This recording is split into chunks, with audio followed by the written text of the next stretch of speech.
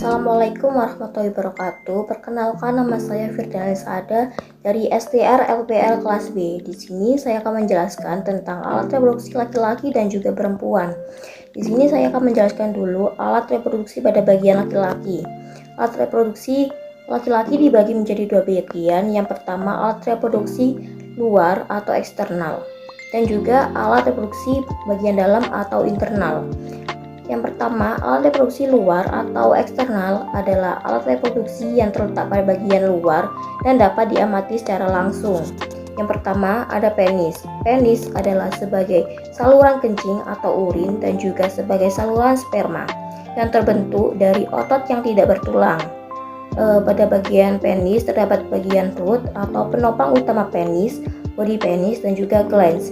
Glans ini adalah di bagian ujung penis terdapat lipatan-lipatan kulit yang nanti akan dipotong saat melakukan hitan.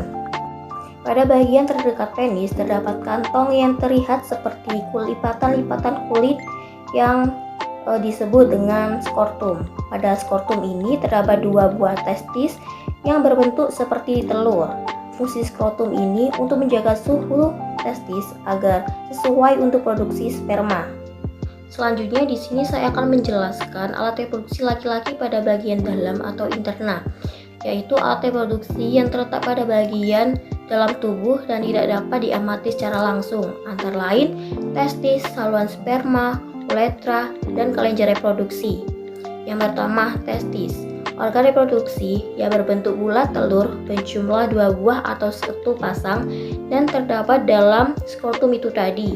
Nah, saat laki-laki berusia 13-14 tahun, maka testis ini mulai memproduksi sperma dan hormon testosteron. Saluran sperma tersusun atas epididymis, vantiveran, dan uretra. Jadi, sperma yang dihasilkan di dalam testis ini akan dikeluarkan melalui epididymis. Di epididymis, sperma disimpan sementara waktu sampai berkembang sempurna dan dapat bergerak menuju saluran selanjutnya, yaitu vas deferens.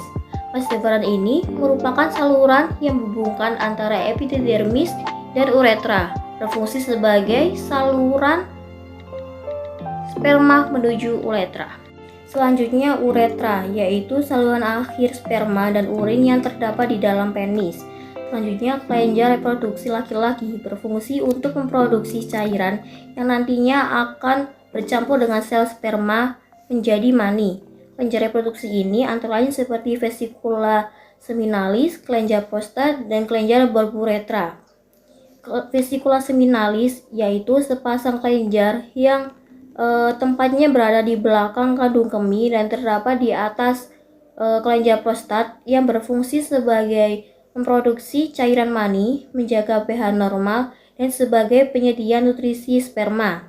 Selanjutnya pada kelenjar prostat, letaknya di bawah kandung kemih yang berfungsi untuk melindungi dari lingkungan asaman wanita yang menghasilkan cairan prostat yang dapat mendukung kerja hormon seksual.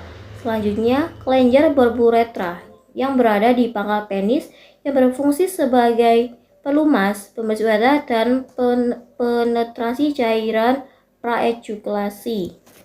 Selanjutnya saya akan menjelaskan alat reproduksi pada wanita yang dibagi menjadi dua, yaitu organ reproduksi pada bagian luar atau eksternal dan organ reproduksi bagian dalam atau internal. Yang pertama pada bagian organ reproduksi bagian luar ada mons pubis, yaitu bagian terluar organ reproduksi wanita yang berbentuk segitiga yang berfungsi untuk melindungi simbisis pubis. Yang kedua adalah labia mayora, bentuknya seperti dua lipatan besar yang berada di luar vagina. Yang ketiga labia minora, yaitu dua lipatan kecil yang berada di dalam labia mayora.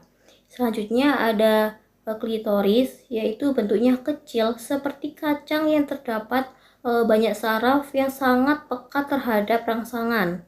Selanjutnya ada lubang uretra yang berfungsi untuk keluarnya urin. Tempatnya berada di bawah klitoris.